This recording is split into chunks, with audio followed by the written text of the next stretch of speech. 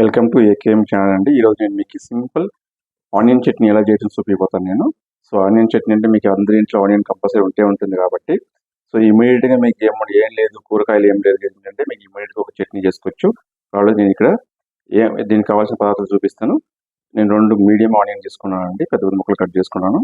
ఒక 5-6 ఎండుమిర్చి, ఒక 2 కాశ్మీర్ చిల్లీ తీసుకున్న కలర్ కోసం, ఒక చిన్న గోలి అంత చింతపండు, ఒక్క స్పూన్ అంత పుట్నాల పప్పు, ఒక రీమా కరివేపాకు, 2 గార్లిక్ పీసులు నేను చిన్న చిన్న పెద్ద పీసులు 2 పీసులు గార్లిక్ పీస్ తీసుకున్నాను. రండి ఎలా చేయడం చూపిస్తాను. సో ఇప్పుడు నేను కడాయి పెట్టుకున్నాను, స్టవ్ మీద ఆల్రెడీ నేను కడాయి పెట్టుకున్నాను. ఈ కడాయిలో ఇప్పుడు ఒక 2 స్పూన్ ఆయిల్ వేసుకుందాము. ఆయిల్ వేసుకుని ఇదన్నీ మంచిగా వాటి ఆయిల్ వేడయిన తర్వాత ఈ ఆనియన్, మిర్చి అన్నీ ఒకసారి మంచిగా ఫ్రై చేసుకుందాం. ఫ్రై చేసిన తర్వాత మీకు చూపిస్తాను నేను.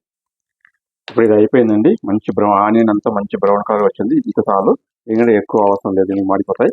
సో దీనిలోనే ఒక చింతపండు దీన్ని వేడికి యాడ్ చేసుకుందాం. స్టవ్ ఆపేస్తున్నాను నేను. ఇప్పుడు దీన్ని ఆరబెట్టి మిక్సీ పట్టుకుందామండి. మిక్సీ పట్టుకున్న తర్వాత మీకు చూపిస్తాను నేను. ఇప్పుడు ఇది ఆరిపోయిందండి. నేను మిక్సీ జార్ తీసుకుంటున్నాను. ఇప్పుడు మీరు మిక్సీ జార్ తీసుకున్న తర్వాత దీనికి టేస్ట్ తగినంత సాల్ట్ యాడ్ చేసుకుంటాం కొద్దిగా. ప్లస్ దీంట్లో చిన్న ముక్క ఒక అల్లం ఒకటి, ఇంత ముక్క అల్లం ఒకటి యాడ్ చేసుకుంటున్నాను. యాడ్ చేసుకుని మిక్సీ పట్టుకున్న తర్వాత మీకు చూపిస్తాను. సో చట్నీ అయితే రెడీ అయిపోయిందండి. సో స్మెల్ అయితే అద్దరిపోతుంది. సో దీనికి మీరు పోపు పెట్టుకుంటేనే పెట్టుకోవచ్చు, పెట్టుకోకపోతే మీ ఇష్టం, మీరు పెట్టుకోకపోతే పర్వాలేదండి. అలాగే దీంట్లో కూడా బాగుంటుంది. నేనైతే పోపు పెట్టుకుంటున్నాను. అంటే పోపు పెట్టుకున్న తర్వాత చూపిస్తాను మీకు. నేనైతే కడాయిలో ఆయిల్ పెట్టుకున్నాను, ఆయిల్ పెట్టి ఆవాలు వేసుకున్నాను. ఆవాలు కొంచెం చిటపటాన్ని కొద్దిగా ఇంగువ యాడ్ చేస్తాను. ఇంగువ టేస్ట్ మంచిగా ఉంటుంది, మీకు డైజెస్ట్ కూడా మంచి పనిచేస్తాయండి. కొంచెం ఆవాలు చిట్టపటాలండి.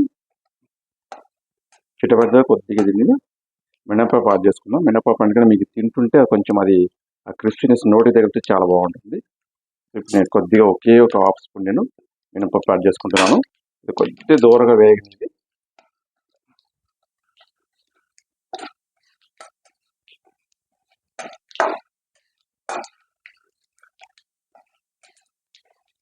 చాలా అండి, పప్పు అయితే ఇంత దూరంగా స్టవ్ ఆపేస్తున్నాను నేను.